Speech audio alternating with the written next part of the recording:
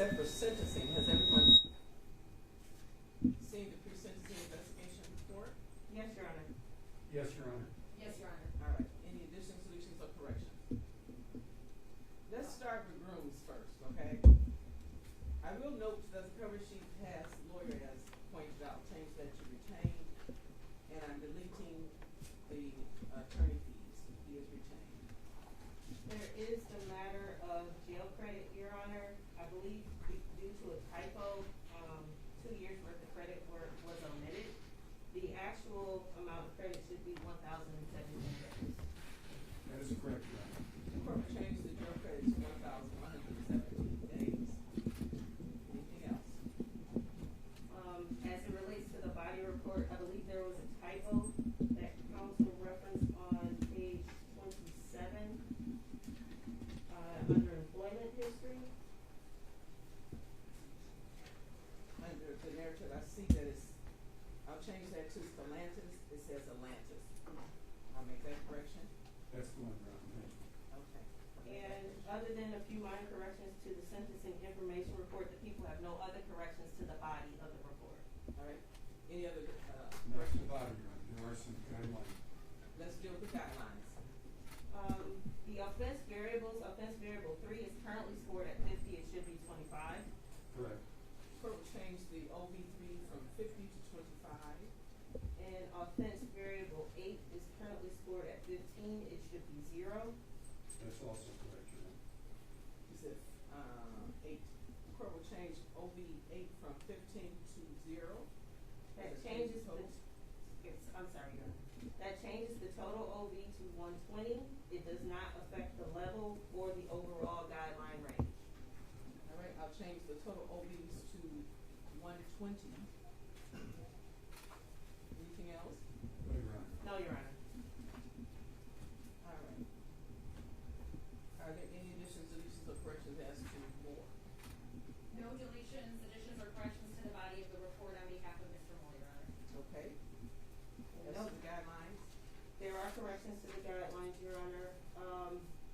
OB6 is scored at 50 points, it should be 25. And the defense is in agreement with that, Your Honor, yes. I'll change OB6 from 50 to 25. Does it change the total OBs? It does, it reduces it to 150. It does not change the level or the overall guideline range. And that's correct, Your Honor. I'll change the total OBs to 150.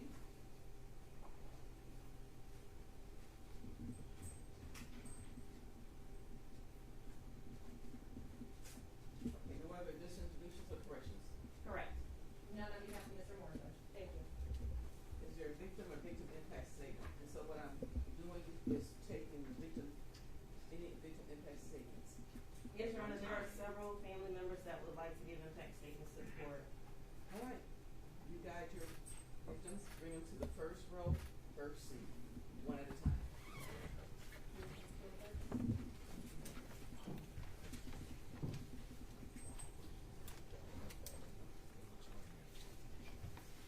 And this is asked to both defendants. State your name for the record, sir. Dwayne Turner. You may proceed. What would you like to say? I just wanted to make the courthouse aware of what we're missing. Egypt, our Jacqueline Elizabeth Egypt Covington. We're going to miss her so much. She's not going to be able to meet my family. Unfortunately, I got my family after the incident. So that's how it's going to impact me in particular. Our community around. She touched so many people. She's a beautiful person. We'll always remember her. I definitely want to thank the justice system, prosecutors, state police, all those who made the arrests, make this happen, to the media that's making people aware of what could happen to them. Thank you.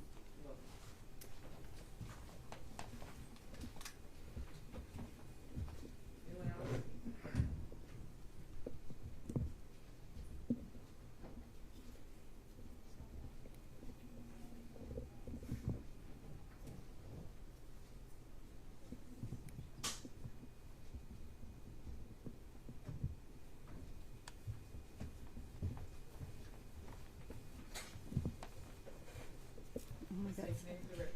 Sherry Hartley. Yes, what would you like to say?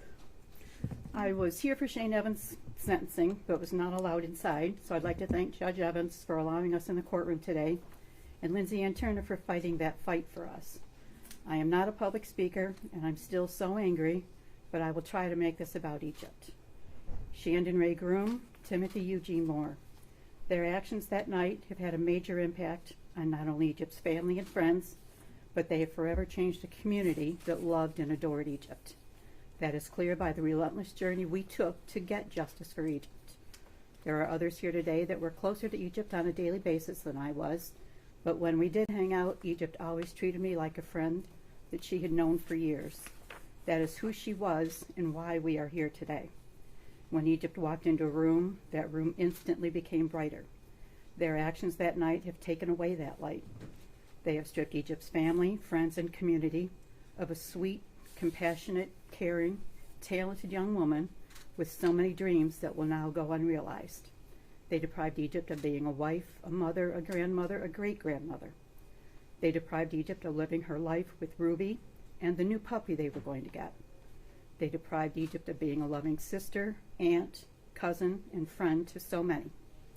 They deprived Egypt not only of her dreams and aspirations, but most importantly, her life. It's time for her family to heal and try to repair the divide that they have perpetuated. In closing, I'm wearing orange today to honor Egypt and hope that every time they see that color, they think of what they did that night and what they have taken from us. They chose to play God, and may God show them more mercy than they showed Jacqueline Elizabeth Egypt Covington that night. Thank you, Judge Evans and Egypt's family, for letting me speak today.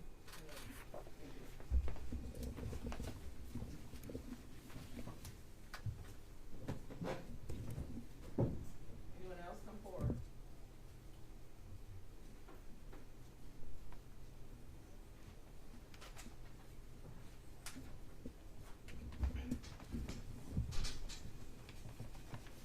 State your name for the record, please. Casey Carson. Please, ma'am. What would you like to say? I've never experienced more heart-wrenching news in my entire life, following the words, "Are you sitting down?" than I did the day I found out my cousin was taken from us. The egregious act to take Egypt's life has caused my mental health to suffer greatly, causing a sense of loneliness and isolation. Egypt was loved not only by my family, but by the entire Belleville community. The loss of my cousin has destroyed our entire family. Egypt was the glue to our family. She was always laughing and there to cheer someone up when they were having a bad day. The glue is now gone. There are no more pep talks to make you smile. There are no more car rides filled with singing. There are no more late night talks about life and music. The loss of my cousin has been an irreparable loss to our entire family. I believe I can speak for everyone that loved Egypt when I say we've been forced to endure a wound in our hearts that will never heal. I will forever be affected by the trauma caused as a result of the decision to take her life. I hope that the court can take this statement into account when ensuring justice is served for my cousin. Thank you.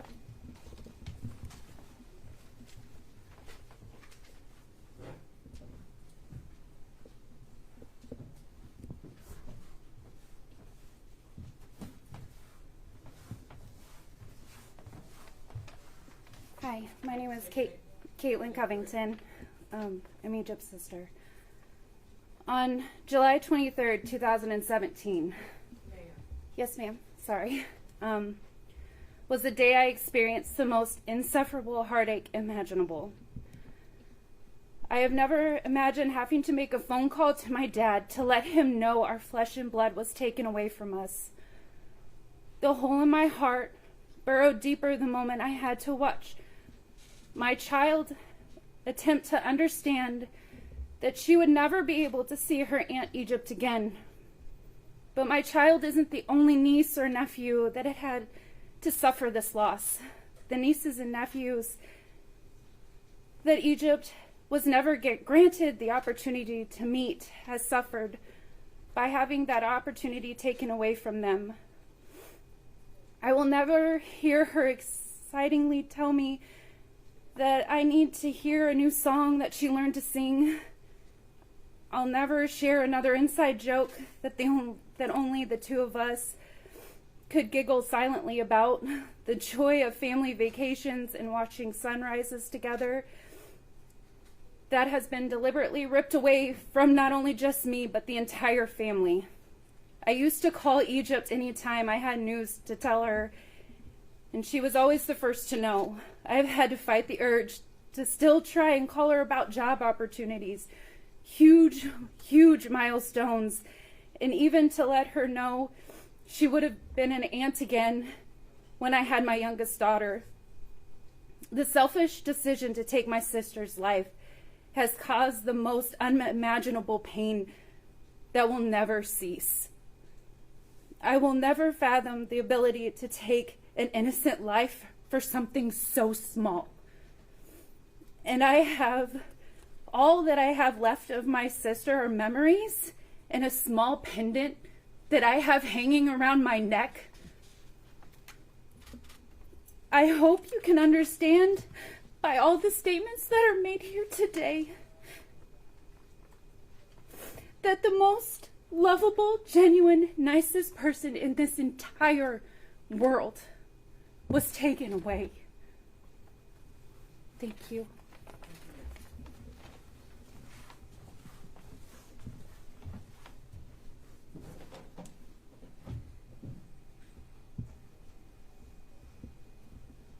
Anyone else?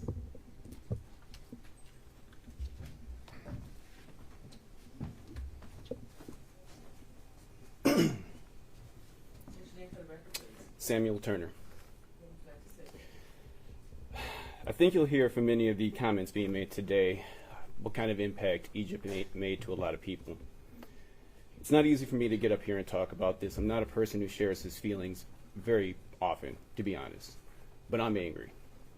And I'm not angry for myself. I'm angry for my family. I'm angry for my children. I have 3 children, one of which knew her for 17 years before she was taken from us. They'll never have that opportunity to love her, to hang out with her, to learn from her, to be able to get that feeling that she brought to everyone that she knew. This was my baby sister. I'm the oldest. I was like a father figure to her. I helped her out through a lot of things. She brought light to me. She brought happiness. She made me feel that there was a meaning for what we do in this world as human beings. It's all gone. While I am grateful, justice will be served, and I'm very happy at law enforcement at finally catching them. This isn't a celebration. This will live with us forever. And this impact goes beyond just me. Thank you.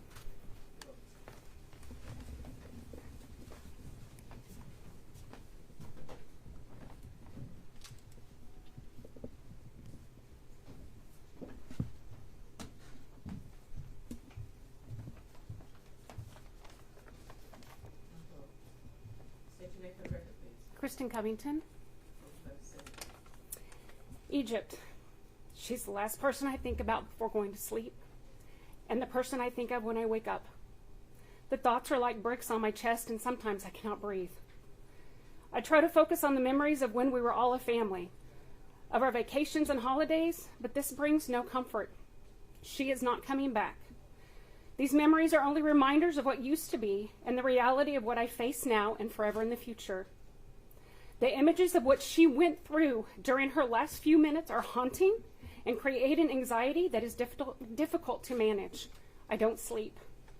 I'm afraid and worry constantly that something terrible will happen to my other children or my husband. Because of outside influences and social media platforms that have monopolized on and benefited from this tragedy, my fear of something terrible again happening to our family has only increased the stress on our family.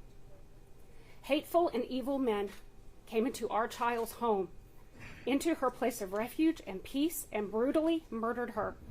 She was executed in her own home. An innocent woman was killed for sport. My family cannot be the same. We are scattered apart from each other, not only in location, but also in life. How can we deal with grief that is so overwhelming and expect to have the lives that we once knew? Functioning debilitation is how our family will continue to live their lives. Your Honor, these murderers should never be allowed to see the light of day, but due to the plea, I would ask that the court would offer what little justice can be left for the life of Jacqueline Elizabeth Egypt Covington and give the maximum sentence allowed by law. Thank you, Your Honor, for your time, and thanks to the court.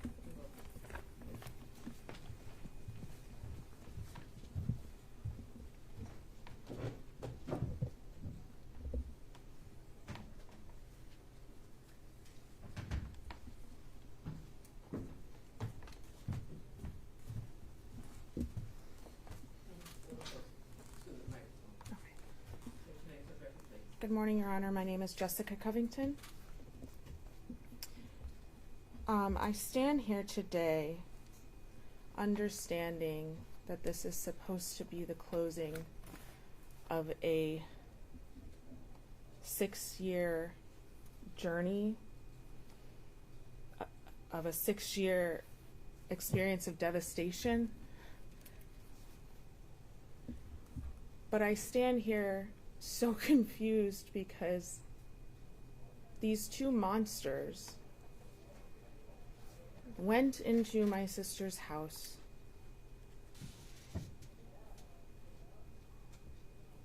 for no, I don't want to say no reason, whatever stupid reason,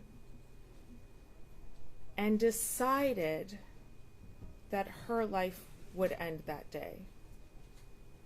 Whether they knew that there was somebody there when they walked in, or whether these decisions were made later, they made that decision for her. And then they made the decision to never come forward, particularly those, or the person that didn't pull the trigger, decided to never come forward. Yet, her family, who has been devastated, changed, split apart. My brain doesn't even work the same way that it did before. Yet we still have to live in a world where there is a potential for these men to breathe fresh air outside of a jail cell, outside of a prison. And I know that there's a plea, and I know that there are limitations to what can be done because of that plea, but I just want to express that when we know that two individuals are so diabolical and evil and subhuman, it does not make sense to me that there is a chance that they would walk amongst the rest of us free. Everybody has said how wonderful my sister was, how wonderful her memory is. So I don't feel like I need to explain that to you anymore.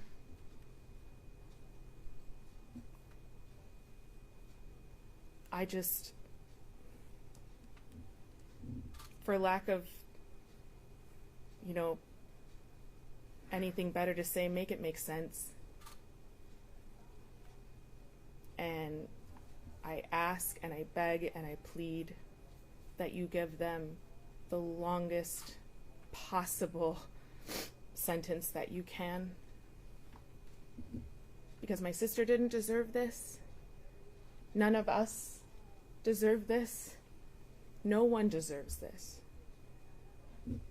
And because a couple men decided that they got to make that decision, and they took somebody's life who no doubt was pleading, telling them that she didn't have what they were looking for. The selfish decision was made to take her from all of us. And so, please do what you can to the extent that you can.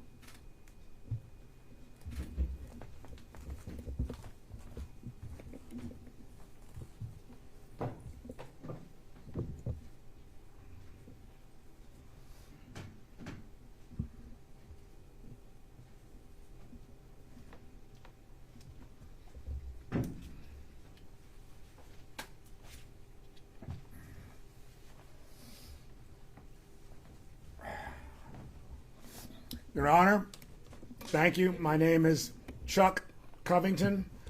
I'm the father of Egypt Jacqueline Elizabeth Covington. This proceeding is only to determine the sentencing of those who executed my daughter. That they receive the maximum penalty for what they did, for what they intentionally did, Your Honor. The story that's been told is they wanted a quick marijuana score. No one would be home. They went to the wrong door. Oops, is what the text message said.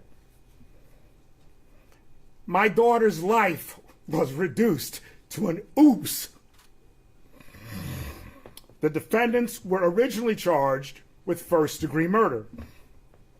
They've pled to second-degree murder now because they know, and our family knows, that without any doubt, these defendants would have been charged with first-degree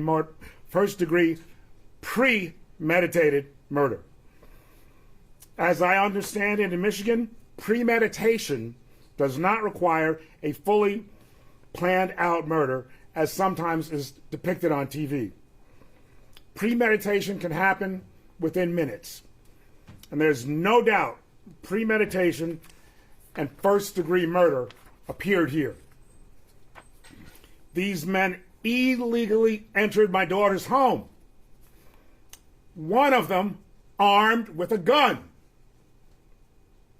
Why bring a gun to make a quick marijuana score? Why bring a gun unless you have some intent of using it? They entered her home illegally using a gun. They hog-tied my daughter with Christmas lights. They used a pillow. They used a pillow to muffle the sound of the gun. They shot my daughter in the back of the head. Hog-tied her, used a pillow to muffle the sound, and shot her in the back of the head for some weed. They executed her. They left her bleeding on the floor to die. They ended her young life. There is no doubt that they planned to kill my daughter. And there's also no doubt they would have been convicted of first-degree murder. Had they been convicted, they would have rotted in jail for the rest of their lives and no chance for parole. In some other states, they would have received the death penalty and would be put to death. That won't happen here because the defendants played the system. That's what they do. That's what they know how to do. They chose to plead to second-degree murder instead of face trial. They're cowards. My daughter had no choice. She was put to death in her own home.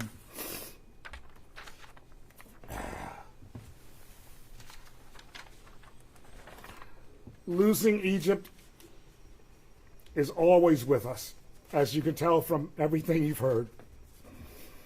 Nobody close to Egypt can even truly feel the expression that life is good, because it isn't. Her loss is always with us. It's our recent past, and it's always going to be our future to be. Her loss will always be with us. Her friends, her family, parents,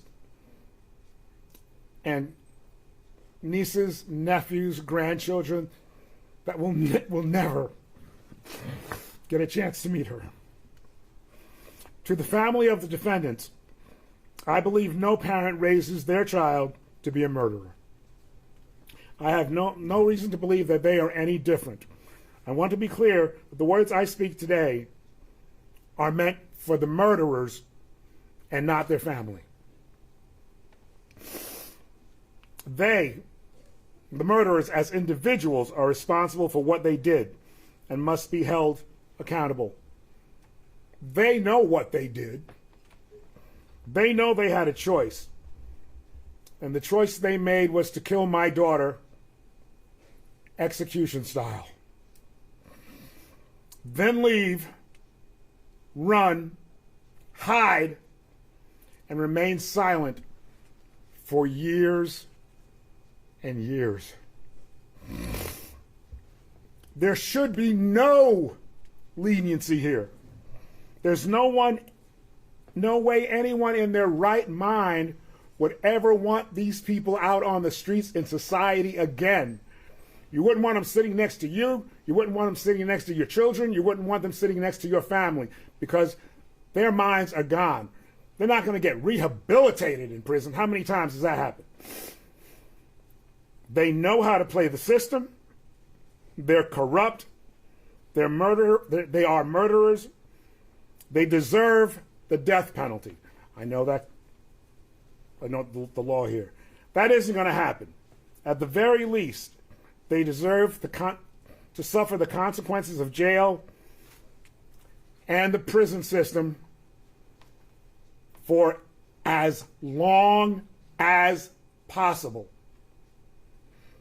As long as possible, Your Honor, please. And thank you, Your Honor, for the time. Anyone else? No, Your Honor, that was the last one. That will address the family in a moment.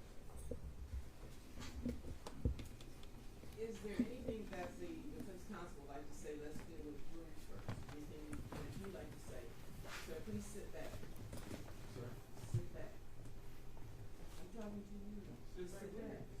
Sit back.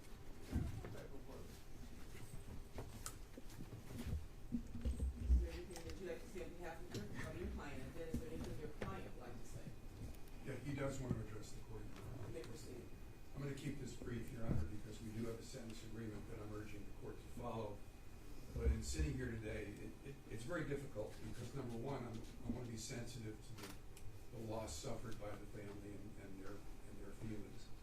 And I don't question or quibble with anything that was said with regard to that part of it, but there were statements that were made that are not factually correct. On the other hand, I have to be sensitive to the fact that there is co-counsel and co-defendant in this matter, and I don't want to do anything that's going to step on them or impinge on their case. But we heard several times, especially from the last person who addressed you, that they murdered Ms. Covington.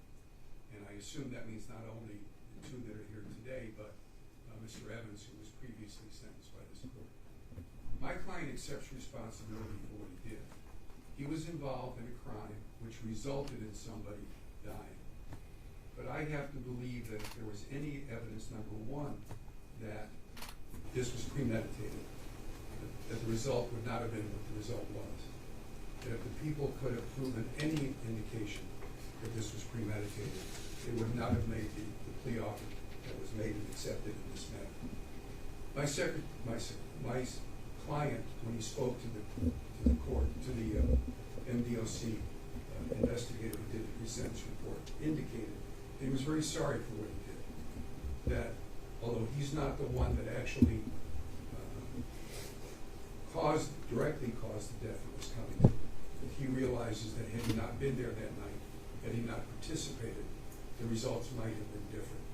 And for that, he is very, very sorry. We didn't hear any of the people who addressed the court today talk about lack of remorse, but that was in some of the written statements that were contained in the pre-sentence report. And I can represent to the court as his counsel. He and I had conversations over the last 2.5 years in which he has indicated that he is very sorry for what happened. And obviously, had he known what was going to happen, he would not have agreed to participate. So for those reasons, Your Honor, we're asking the court to abide by the agreement that was made and sentence him according to that agreement. All right. What would your client like to say? Mr. Groom? Please stand. No. Address me. I would like to say I'm sorry to the family for my actions. My record be made with again, like my counsel said, if I wasn't there, Miss Covington would probably still be alive. So I don't blame nobody but myself, and I don't ask that the family forgive me, but forgive me for my actions for them to move on. And that is it. All right. There is a sentencing agreement. I'll get to the next one. Let me do it this way. There is a sentencing agreement in this matter of Shandon Groom's. The court will follow that sentencing agreement that was negotiated with the prosecutor and the defense counsel. And I will sentence him to serve 17 to 26 years.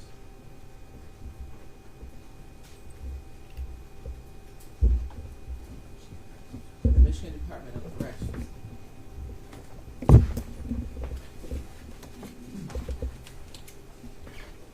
It's 1,117 days jail credit. You must pay a crime victim assessment fee of $130. Court costs is $1,300. You must pay a state cost of $68.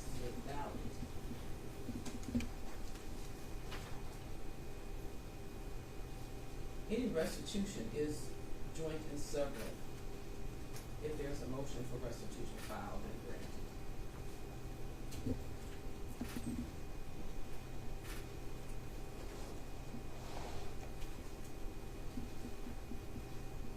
Now you can apply to the Michigan Court of Appeals for leave to appeal, and if you choose to do so, you must submit that request to the clerk of this court within 42 days of today's date.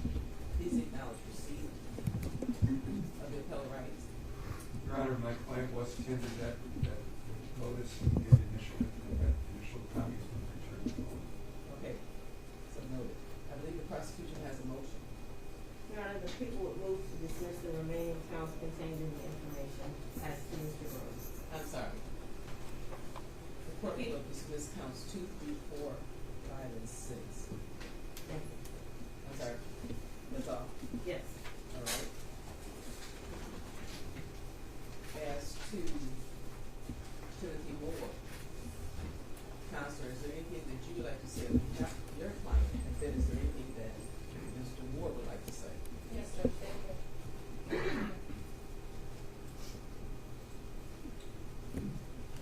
Your Honor, on behalf of Mr. Moore, let me first say that there are no words of any kind that myself nor Mr. Moore could ever say today or ever that would even attempt to mitigate the unimaginable loss that everyone who has known Ms. Covington suffers and will continue to suffer.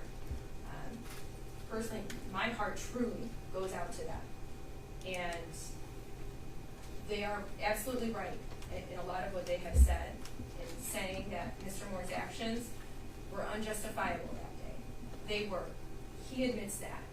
He recognizes that. As Your Honor is well aware, this case was set for trial, jury trial. We were prepared to go to trial.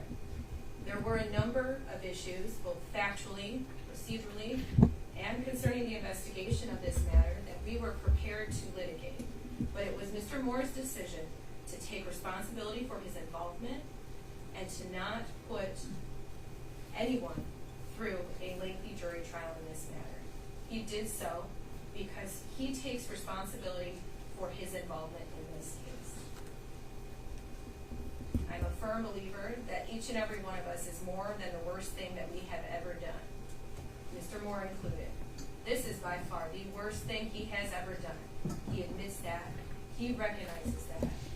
But, Your Honor, there are redeeming and rehabilitating qualities of Mr. Moore, and it's my job today to make sure that the court is aware of them and make sure that the court considers them. As Your Honor is aware, he is currently 37 years old. He was 31 years old at the time of this offense. He has been incarcerated over the course of the last 3 years. Actually, it's a little under 3, but next month will be 3 years incarcerated in the Wayne County Jail. Over the course of 3 years, he's maintained strong relationships with his family as well as his children. Facing charges of this nature, that's very unusual. But I think it's a testament to the fact that there are people who believe that Mr. Moore has both redeeming and rehabilitating qualities.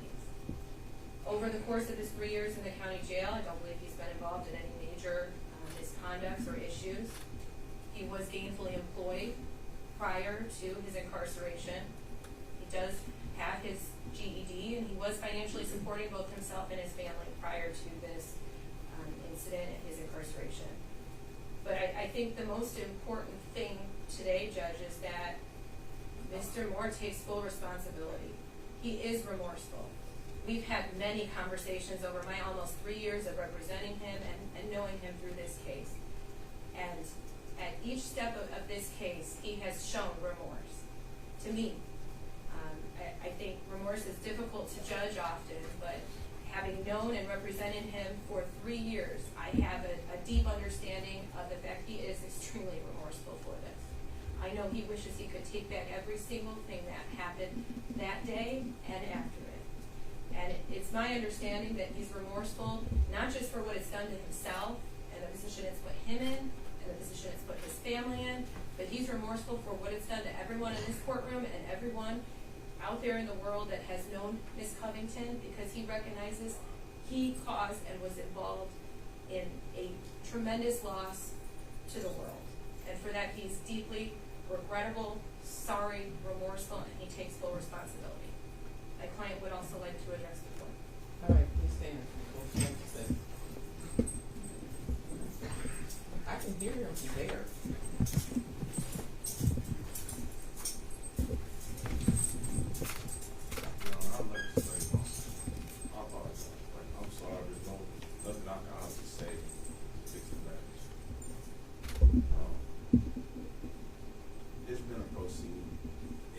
Sad part is the family still don't get the answer to what happened. They got multiple stories. Shandon gave multiple stories. Shandon gave multiple stories. Prosecution just used what works for them. So at the end of the day, they don't get the closure that they honestly want. And I'm sorry for that. I'm sorry for how it occurred, what happened. Like, I can't take that back. There's nothing that I honestly can fix about it. There's more to it. You know what I'm saying? There's way more to the case than it is being explained. And hopefully one day they get their answers. But I feel like I was pushed into a plea for something I shouldn't have took a plea to. And everybody feels like I'm a bad guy. There's nothing. I'm the most genuine person you will meet in the world. I take care of my kids. So. Your Honor, if I could have a brief recess, I would greatly appreciate it. Yeah, because what I'm hearing is that he did not willingly, knowingly, and voluntarily enter into this plea, which is not what's on the record. I do pleas methodically. Mr. Moore. And I asked very specific questions. And here we come to the point of sentencing, and you want to tell me something different? How much time do you need? Because that is not going to be acceptable. I understand, Judge. It's not acceptable to me either. I would like an opportunity to speak with my client briefly today, if I could, and then we may be requesting to come back on a different date. You get about 3 minutes. Thank you, Judge. You may be seated. Go back to session. All right, Counselor. So the concern is that Mr. Moore has indicated that his plea was not voluntarily. He did not intend to enter into it. I can withdraw that plea and we go to trial. What's your choice? I understand, Judge. I've had lengthy discussions with my client today, and for the record, I have had numerous discussions with my client over the course of 3 years of representation about pleas, trials, what he wants to do, what's in his best interest. We've had many conversations about that, including today.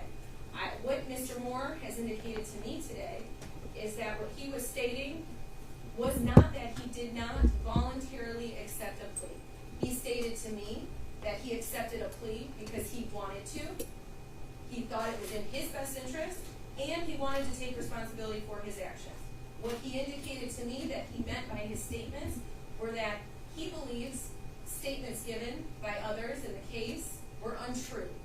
That does not negate that he is taking responsibility for his involvement. He wants to take the plea. He wants to go forward with this plea. He had ample opportunity to consider this plea. The case has been going on for 3 years, and that is what he wants to do. He's asking the court to proceed to sentencing with the plea, follow the sentencing agreement. Mr. Moore, is that true and accurate? Stand up, please, sir. And if I could ask my client just a few questions, Judge, if you wouldn't mind. And Mr. Moore, has anyone forced you to take a plea in this case? No. Did you take a plea voluntarily in this case? Yes. And you did so because you believed it was in your best interest to do so, correct? Yes. Okay. Did the judge force you to take a plea? No. Did I force you to take a plea? No. Okay. You did so willingly, correct? Yes. And you knew that this case was scheduled for a trial, correct? Yes. And you knew that we were ready, prepared to go to trial, correct? Yes. And you want the judge to follow the sentence agreement and go forward today, correct? Yes. And after having talked with your lawyer, I don't want you to feel like you have to proceed with this. Is that your choice? Yes, I want to proceed. And I'd like to apologize. My word wasn't meant like that. It wasn't meant as you, my lawyer, or anybody forced me to take my plea deal. It was more so towards my co-defendants of giving untrue statements. It put me in a corner to have to take a plea deal or lose that trial. Well, see, a plea means that you accept responsibility Yes. for your actions. Is Yeah. that what you're doing, sir? Yes, I'm taking responsibility in my actions. It's just some of the statements were untrue about me, which I didn't. I'm not saying there was no involvement of mine in there. It's just untrue about me. Judge, if I could address that to the court. You may. I think what Mr. Moore is stating today and trying to say, and what he's told me is that he admits his involvement in this case. He admits he was involved. He admits, unfortunately, Ms. Covington died due to his involvement. But what he disputes is the specifics of what happened and what role each individual had. It's not that he disputes that he was involved, that he helped cause her death that day. He admits that. He does dispute what some of the co-defendants have stated previously, but he does not dispute his involvement specific in this case. All right. Anything further? Nothing further from the defense, Judge. We shall proceed with your sentencing. Anything else from the people? Just very briefly, Your Honor. I want to make it clear that the decision to plead guilty was voluntary by Mr. Moore. And my office extended that offer knowing that it was not 100% what the family wanted, but it was my belief that it was a good resolution of this case without putting further harm and stress on the family. And as angry as I am right now, I still think that is a good resolution, and I would still ask this court to accept the plea agreement. Anything else? No. The court is going to proceed with sentencing based on Mr. Moore's statement that he acknowledges his involvement in this matter and he's responsible. That his qualms are with statements from his co-defendants.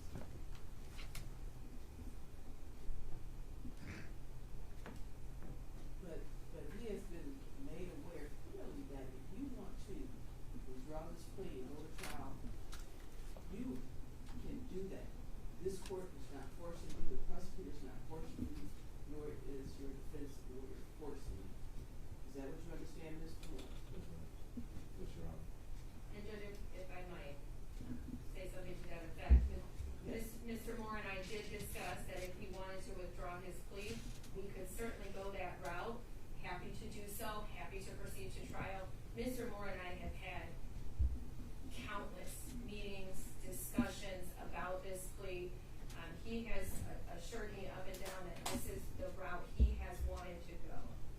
He understands both today and previous that he could withdraw his plea if he wanted to. He does not want to do so. Is that true, Mr. Moore? Yes. Thank you. All right, so I don't wanna hear later that, you know, back in the back, someone made some promises to you or threatened you that made you enter into this plea. Say it right now, this is your opportunity.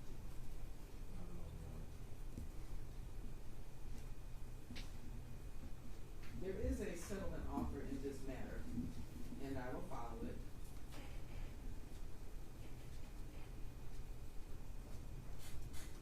And I'm going to sentence Timothy Moore 20 to 55 years in Michigan Department of Corrections to consider to be served consecutively to the mandatory 2 years on count 4, which is a felony, count 5, which is a felony firearm. Any restitution will be joined in separately. He gets credit for 1,064 days jail.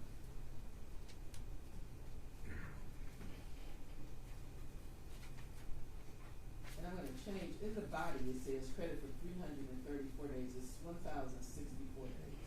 Well, Your Honor, it's apportioned because he has to serve count 5 first. 730 days was apportioned to that, and the remainder was to. And they have 334 days. Yes, the 730 is for the felony firearm, which is that second count.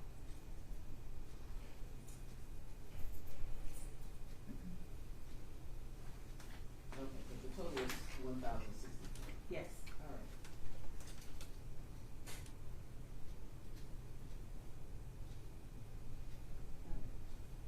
You must pay a crime victim assessment fee of $130. You must pay court costs of $1,300, and the state cost is $136.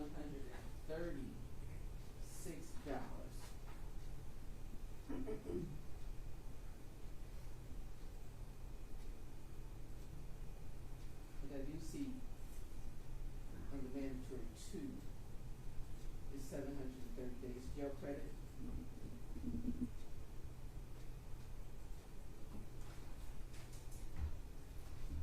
The prosecution has a motion. Your Honor, at this time, the people would move to dismiss the remaining counts in the felony information counts 1, 3, 4, 6, and withdraw the notice to enhance sentence. Counts 1, 3, 4, and 6 are dismissed. The habitual second offender notice is withdrawn. You may have a seat, sir. So, to the family, now there is absolutely nothing that I can say to make you feel better,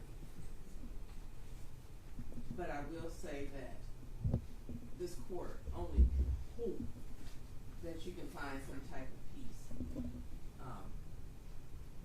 beyond anything that you can imagine right now in your life. I believe it was the brother that talked, and I think he made a very good point, and that I hope that the lessons that Egypt Covington taught you all can be carried on by you all to all that you encounter, to all family members, in spite of this horrible, horrific, and tragic situation. And that's all I can say, because I can give you a long speech, but from the bottom of my heart, I wish you peace. That concludes this. Now, you can apply to the Michigan Court of Appeals for leave to appeal, and if you choose to do so, you must submit that request for the clerk of this court within 22 days of today's date. Please have them additional date